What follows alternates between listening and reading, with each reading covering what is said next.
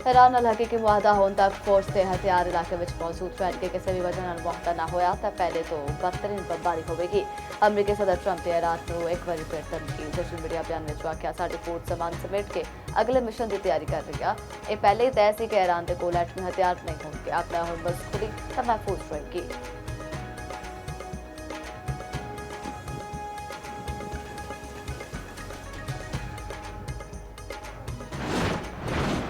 खिते में मुस्तकिल अमन की उम्मीद दुनिया दी निगाहां इस्लामाबाद उत्ते लग गई। अमरीका ईरान मुज़ाकरात की मेज इस्लामाबाद में सजे हुए। ईरान के अमरीका के नुमाइंदे अज राती इस्लामाबाद अफरनगे। तर्जमान वाइट हाउस कैरोलिन का आखना है कि अमरीकी नायब सदर JD वेंस मुज़ाकरात लिए पाकिस्तान आएंगे। स्टीव विटकॉफ के ट्रंप के दामाद जेरेड कुशनर भी नाल होंगे। मुज़ाकरात का पहला दौर मुकामी वेले के मुताबिक हफ्ते की सवेर होगा।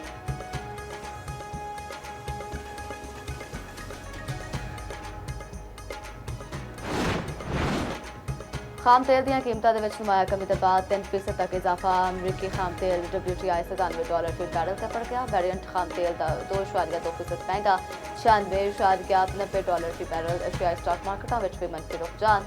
जापान के नकई ते चीन के शंघाई में 0.8% कमी। Korean KOSPI 1.76%। भारतीय निफ्टी 50 1% डिग पिया। पाकिस्तान स्टॉक एक्सचेंज में मस्बत रुझान। 100 इंडेक्स में 302 पॉइंट्स का इजाफा।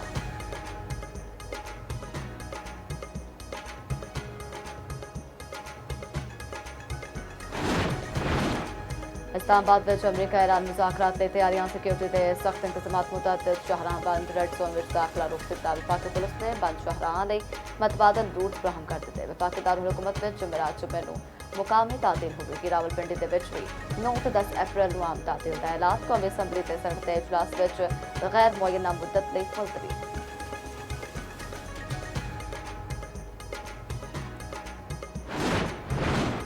वज़ीर-ए-आज़म शहबाज शरीफ के नाल चीनी कारोबारी वक्त की मुलाकात। वक्त ने वज़ीर-ए-आज़म को नवे सरमायाकारी के मनसूबे उत्ते ब्रीफिंग दी। वज़ीर-ए-आज़म ने आख्या पाकिस्तान ते चीन के बिजनेस टू बिजनेस ताल्लुकात में होर वुसअत ते तरजीही बुनियादां उत्ते काम कर रहे। हुकूमत पाकिस्तान एक पायदार शफाफ ते सहूलियात उत्ते मबनी सरमायाकारी निज़ाम उत्ते यकीन रखता है।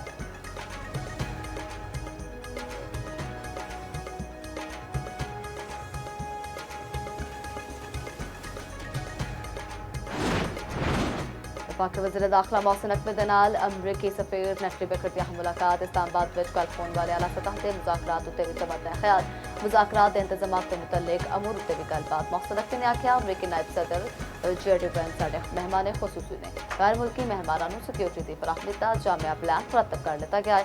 अमरीकी सफीर नेटली बेकर ने पाकिस्तान के मुखलिसाना किरदार की तारीफ की थी।